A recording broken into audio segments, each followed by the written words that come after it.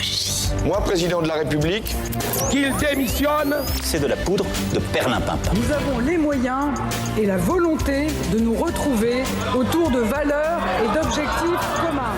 Hémicycle.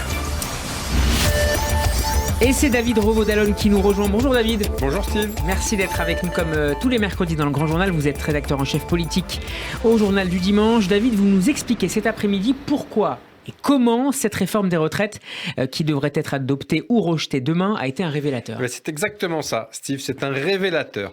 Voilà comment elle a agi sur notre vie politique, ou plutôt comment ont agi ces 6 semaines de débats intenses au sujet de ce texte.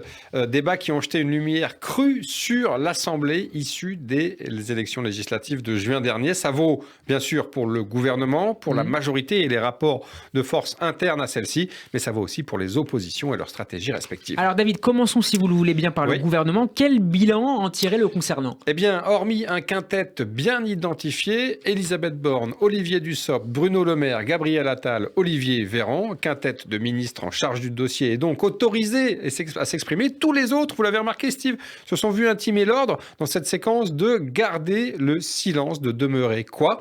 Alors, évidemment, ça a considérablement réduit l'espace de l'expression gouvernementale et ça a relancé les interrogations sur l'intérêt d'une équipe de 41 ministres, dont la plupart, à peu près 35, ne passent pas le mur du son. Et qu'en est-il des 5 que vous avez cités ? Vous l'avez remarqué, Steve, ils ont été soumis à rude épreuve pendant ces semaines, au point qu'Olivier Dussopt semble très largement éreinté par ces semaines de débats houleux. Ministre punching ball, disent certains. Ministre punching ball, absolument. Nous n'avons pas craqué, avait-il expliqué sur le mode de quelqu'un qui a effectivement complètement craqué il y a quelques semaines. Il n'est pas certain qu'il puisse continuer à exercer ses fonctions de ministre du Travail, surtout dans un contexte où les syndicats, un petit peu échaudés, c'est le moins qu'on puisse dire par cette réforme, ne se présenteront pas dans les meilleures dispositions d'esprit pour aborder la suite des discussions sur les sujets sociaux. Quant à la Première ministre, Elisabeth Borne, eh bien, demain, c'est un peu le verdict final. L'usage du 49.3 qu'elle dégainerait à son corps défendant, puisqu'elle n'en veut pas, je le rappelle, constituerait sans doute sa dernière bataille, puisque son image serait fort injustement accolée à ce que Laurent Berger, dans le Journal du Dimanche, qualifiait de vice démocratique. Alors, il y a le gouvernement, David, mais aussi les députés de la majorité. Mais cette majorité, Steve, elle n'est pas en meilleure forme. Pas du tout. Les alliés, le MoDem de François Bayrou et le parti Horizon d'Édouard Philippe, au fil des jours, ont exprimé de plus en plus ouvertement leur volonté d'émancipation par rapport au parti macroniste Renaissance. Un mécontentement qui s'est exprimé par des abstentions ou même des votes contre certaines propositions de loi. Je pense bien sûr à la récente sur les violences aggravées et les peines d'inéligibilité. C'était en rapport avec l'affaire Quatennens, l'insoumis qui a été exclu de l'Assemblée nationale. Donc des mécontentements qui pourraient également porter sur la réforme des retraites si vote il y a demain.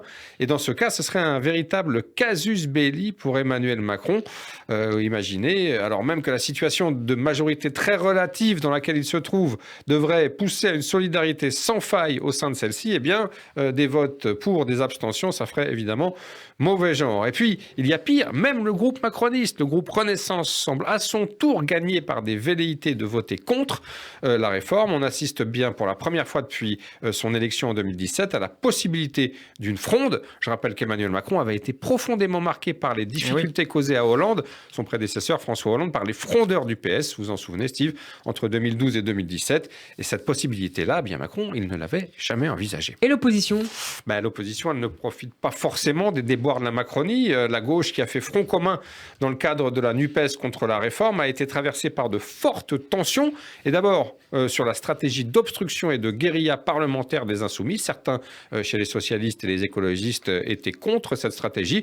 Et l'acte 2 de l'Alliance, que nombre de ses membres appellent de leur vœu pour remettre en cause l'hégémonie, je vais y arriver, Steve, mélenchoniste, pourrait donner lieu à de fortes turbulences dans les prochaines semaines. Comment la droite, David, sort de son côté de cette séquence politique ? Chez les Républicains, c'est encore pire. Le débat sur la réforme a clairement exposé qu'ils n'étaient non seulement pas d'accord, mais également pas fiable et pas gérable.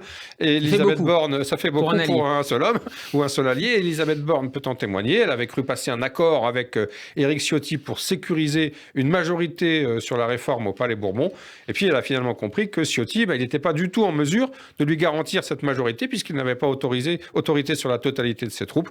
Pas sûr que cela incite Emmanuel Macron et la droite à, je cite, franchir le Rubicon. C'était une expression de Nicolas Sarkozy à l'automne qui incitait le président et son ancien parti à monter une véritable coalition de gouvernement. En définitive, qui gagne à la fin ? On ne voit toujours pas aujourd'hui très bien qui en sort gagnant, à part peut-être le Rassemblement national, la seule formation qui a pris bien soin dans cette période de ne jamais exprimer la moindre position sur le fond quant à cette réforme des retraites. On ne sait pas du tout ce que pense Marine Le Pen, mais c'est hélas la loi de la politique qui est parfois paradoxale et très souvent, Steve, vous le savez, très injuste. Merci beaucoup David Rohodel d'avoir Steve. été avec nous pour Hémicycle, qu'on peut réécouter en podcast sur radioj.fr. Un dernier mot sur l'émission du soir, l'émission politique de Radio J, tous les mercredis à 21h. Ça reste entre nous. Quel sera le programme ? Eh bien, ce soir, ça reste entre nous. Nous aurons Antonin André, éditorialiste, Gilles Bornstein, rédacteur en chef France Télévisions, et François-Xavier Bourmeau, grand reporter au Figaro. Nous parlerons bien sûr de l'hypothèse du 49.3 et du vote du money time décisif de demain sur la réforme des retraites. Et puis, nous nous intéresserons à la façon dont Emmanuel Macron, il a envie de changer d'air et surtout de séquence, et quels sont ses projets pour les prochaines semaines pour passer à autre chose que ce sujet franchement plombant et explosif qu'est la réforme des retraites. Ça sera ce soir à 21h sur Radio J. Ça reste entre nous. David, merci à vous. Merci, et bonne fin de journée.